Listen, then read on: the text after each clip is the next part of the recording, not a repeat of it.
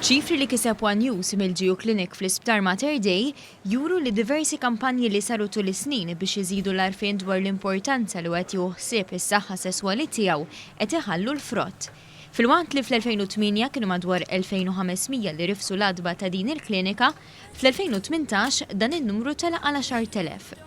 L-istatistiċi tul is-snin juru li l-maġġoranza ta' dawk li jmorru l-Jieħdu Klinik ikollhom bejn 25 u 30 sena, għalkemm imorru wkoll numru ta' persuni taħt 18-il sena kif ukoll anzjani ta' aktar minn 65 sena.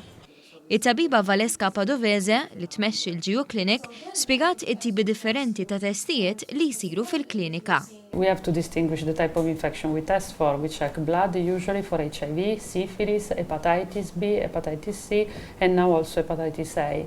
And according to the sexual history, to the gender and the sexual orientation, we can take a vaginal swab or a sample of urine in a man, for example, or a throat swab or a rectal swab, and we test for other infections like chlamydia or gonorrhea or mycoplasma genitalium. Padovese saħqet li l-konfidenzjalità hija priorità fejn fil-klinika li tmexxi ma tintalab l-ebda dokumentazzjoni u pazjent ikun reġistrat b'numru u mhux b'ismu.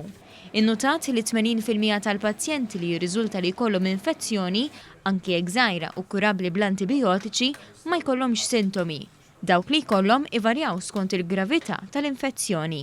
When symptoms are present, they can be in a man like a burning sensation when urinating, or discharge, dysphagia, bil-Malti, from the urethra, for example, or testicular pain. In a girl, you can have a change in your vaginal discharge, which every girl has a vaginal discharge normally, and it changes according to the period. But a yellow discharge, a change in color, or bleeding after sex, or in between the period, so-called spotting, can be a sign of a sexually transmitted infection.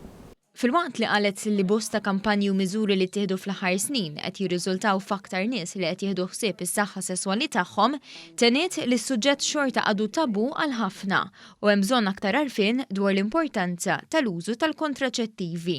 Sexual health is part of the well-being and the health of a person.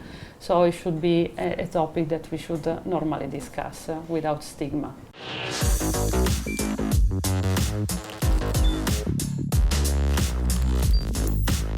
Idħol fuq one.com.mt u hemmhekk tista' tara l-programmi kollha li jxandru fuq One permezz ta' One Play.